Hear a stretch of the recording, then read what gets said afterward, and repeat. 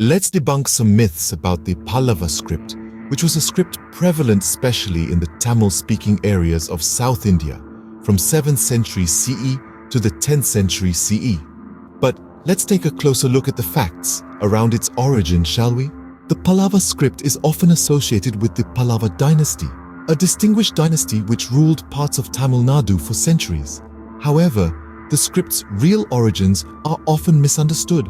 Many believe that the Pallava script was the primary mode of written communication during the Pallava reign, but this belief is rooted more in folklore than in fact. In reality, the Pallava dynasty was known to use and experiment with multiple scripts, including the initial exclusive usage of Kannada Kadamba script. The Pallava Grantha script, as we know it today, did not develop and was not widely used until the later stages of the Pallava era, specifically during the second period, from the 7th to the 9th century AD, a period of which we have a clearer view. Take a closer look at the Pallava script of the 7th century CE and compare it with the Kadamba script of the 3rd, 4th century CE. It's quite obvious that the Pallava script is an almost identical replica of the Kadamba Kannada script.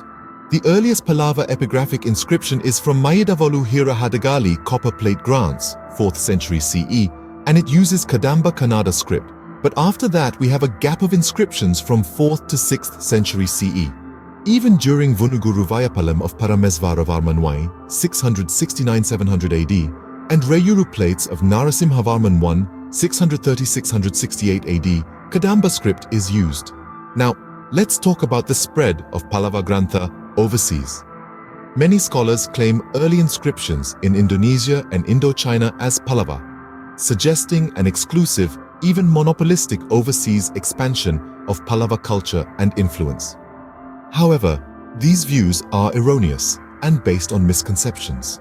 Firstly, the scripts used in Pallava inscriptions from the 4th to the 7th century AD were actually the Kadamba Kannada script.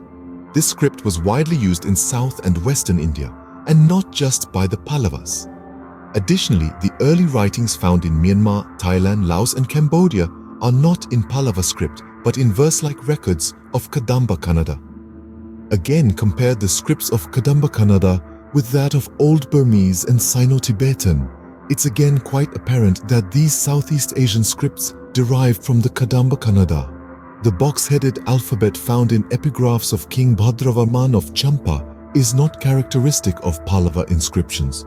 It's commonly found in Central and Upper Deccan, as well as Kannada-speaking areas of Western India. It's also important to note that the Saka-era convention introduced in Indochina and Indonesia around the 6th century AD was not used by the Pallavas. In reality, it was popularized by the Kannada Chalukyas of Badami, another powerful South Indian dynasty. Turning our focus to Southeast Asian chronicles, we find that they are, in fact, not solely records of the Pallava influence. Many of these chronicles document the history and culture of regions such as Kalinga, now known as Orissa, and the Sinhalese areas, rather than the Pallava dynasty. It's also crucial to note that the Pallavas were not the monopolistic dominant power throughout their existence. Except for a brief period in the 7th century, the Pallavas served as feudatories under various empires like the Kadambas and Cholas, and also did not aspire for high-ranking titles such as Maharaja or Rajadhiraja, which are typical of ambitious and imperial Indian dynasties. So, in conclusion, let's set the record straight regarding the myths floating around about the Pallava script.